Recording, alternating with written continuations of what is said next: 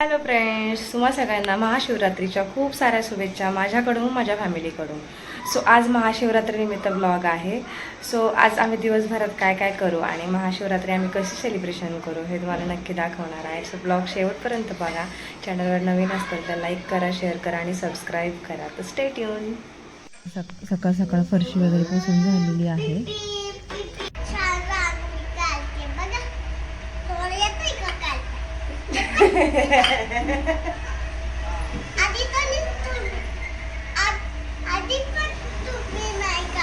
तर फ्रेश झालो, फरशी वगैरे पुसून घेतली, हळदीचं लेपन केलं उंबारट्याला आणि नंतर रांगोळी काढत बसले होते.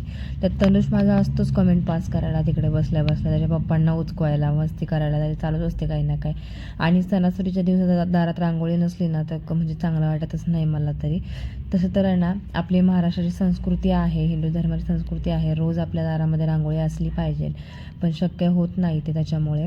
त्यानंतर रांगोळी वगैरे झाली, मग देव धुवून घेतले, देवपूजा करत होते. तोपर्यंत तनुषला त्याचे पप्पा आहेत ना आंघोळ घालत होते. त्यांना म्हटलं आज तुम्ही आंघोळ घाला आणि त्याला फ्रेश करा म्हटलं, कारण की माझ्या पाठीमागे खूप कामं होती सणासुदीमुळे. आणि म्हटलं आता काय करते, देवपूजा करते म्हटलं आणि शेंगदाण्याची आमटी करून मग मंदिरात जाऊन येता येईल म्हटलं. नंतर मग यांना गरम गरम डोसे करून देता येईल. आणि शाबू भिजवला होता रात्री, साबुदाणा आणि भगर भिजू घातलं होतं, त्याच्यामुळे म्हटलं ते काय करावं, त्याचं मिश्रण वाटून घ्यावं, दही टाकून त्याला फर्मेंट व्हायला ठेवावं. आणि म्हणजे कसं तिथनं मंदिरातनं आल्यानंतर मग डायरेक्ट यांना फक्त गरम गरम डोसे आणि मग देता येईल ना आपल्याला शेंगण्याची आमटी वगैरे खायला सोबत.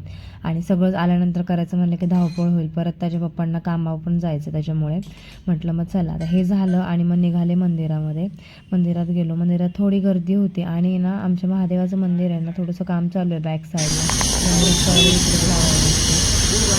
आवाज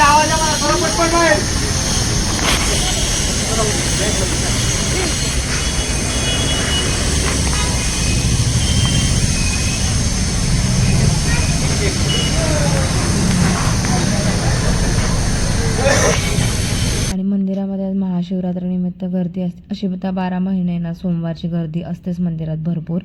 सो म्हटलं चला दर्शन करून घेऊया. आणि मला वागेश्वर मंदिरात जायचं होतं वाघोलीतल्या, पण म्हटलं आता तिथे तर आहे ना खूप जास्त गर्दी असते, त्याच्यामुळे म्हटलं चला घरापासल्याच मंदिरापाशी जावं आणि छान दर्शन घ्यावं. मस्त दर्शन पण झालेलं आहे. आणि बेलपत्र वगैरे बाहेरच भेटलं होतं, विकत तिथून घेतलं. आता भरपूर झाड आहेत आमच्या इथे, पण तेवढा वेळ नव्हता जाऊन ते झाडं शोधून तोडून आणायला, त्याच्यामुळे. आणि मग इथे मस्त आणि पिंड आहे ना 2-3 पिंड आहेत तिकडे जागोजागी, त्याच्यामुळे.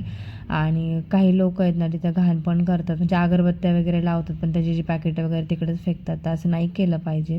आपण एकतर अगरबत्ती घरूनच काढून आणा, आता पॅकेट आपल्या आपल्या ताटामध्ये घालून घेऊन जावा, कारण मंदिर आहे, आपण देवस्थान आहे, आपण घाण केली नाही पाहिजे. सो आपल्याला त्या गोष्टीत त्रास होणार आहे. तिथून पुढं घरी आले आणि घरी आल्यानंतर मग मस्त यांना गरम गरम डोसे करायला घेतले तयार. त्याच्या पप्पांना म्हटलं, तनुषला आणि तनुच्या पप्पांना म्हटलं तुम्ही बसा खायला, मी देते तुम्हाला गरम गरम डोसे करून. आणि त्यांचं चाललं होतं की तू पण बस, पण मला त्यांना दिल्याशिवाय माझं काही नाही, म्हटलं पोरगं खाऊ दे, ह्या दोघांनी खाऊ दे, यांचं पोट भरलं की नंतर मी माझं बघता येईल. तरी पण असं झालं की त्याच्या पप्पांचं झालं आणि ते मला म्हटले तू आता बस, मी तुला गरम गरम डोसे करून देतो. आणि त्यांचं असं नेहमीच असतं, ते काय करतात की ना माझं म्हणजे मी दिलं ना त्यांना करून, त्यानंतर मला म्हणतात तू बस, तुला कोण देणार आहे, मी करून देतो. आणि त्यांच्यामुळे मला पण गरम गरम खायला मिळतात. त्यांचं चाललंय करणं. त्यानंतर डोसे वगैरे खाल्ले मस्त. आणि तनुचा स्टडी करायचा मूड झाला, तर स्टडी करत होता. व्हॅल्यू दिलं का? आणि आता हे द्या, ड्रॉइंग्स द्या वेगवेगळे आणि त्याची काउंटिंग लिहायला लावा.